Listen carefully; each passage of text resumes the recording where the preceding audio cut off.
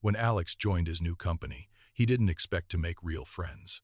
It was just a job. But within a few months, something surprising happened. Lunch breaks turned into long conversations. Coffee runs became daily rituals. Late nights at the office meant shared jokes and complaints about deadlines. For a while, the team felt less like coworkers and more like friends.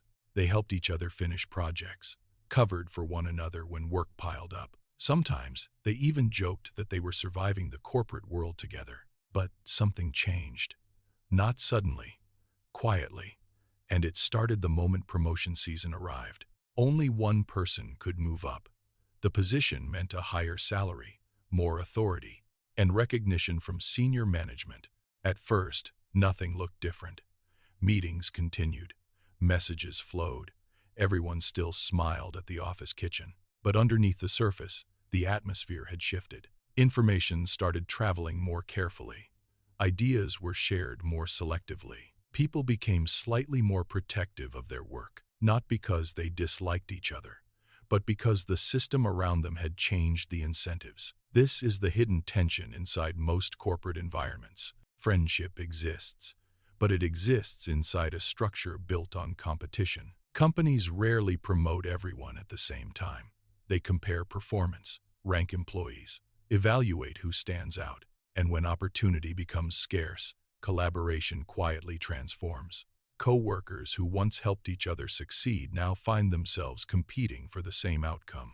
And often, nobody talks about it openly, because acknowledging the competition feels uncomfortable. But the system doesn't require hostility to create rivalry. It simply requires limited opportunity. Once that exists, behavior adapts naturally. People begin managing perception, sharing achievements more strategically, highlighting contributions in meetings. Even subtle actions begin to matter. Who speaks first? Who presents the project? Who receives credit when results appear? None of this means corporate friendships are fake. In many cases, the relationships are genuine. People still enjoy working together.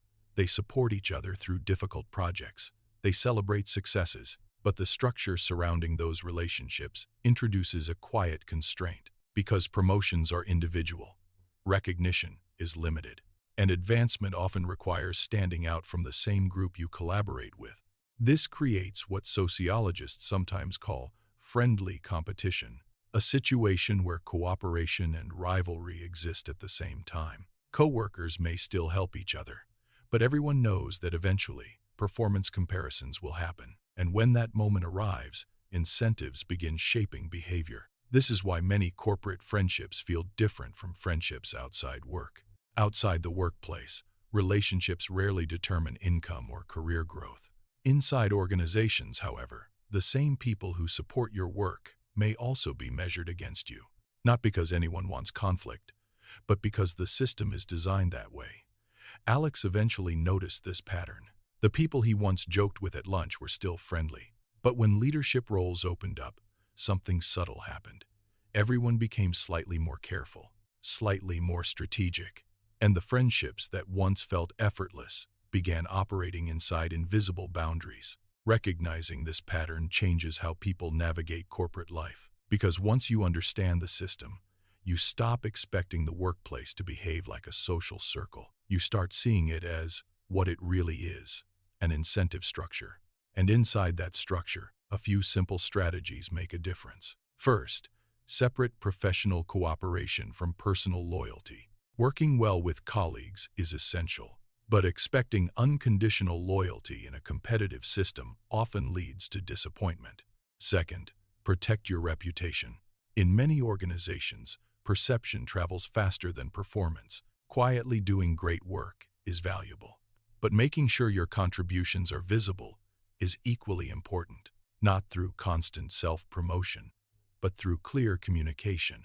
And finally, understand that workplace relationships are often contextual. Some colleagues will become real friends over time, but many relationships exist primarily because the system places people together. When roles change, those relationships often change too. And that isn't always betrayal. It's simply the structure of the environment. So the real question isn't whether corporate friendships exist. They do. The deeper question is this: how much can a friendship remain the same when the system quietly rewards one person for standing above the rest?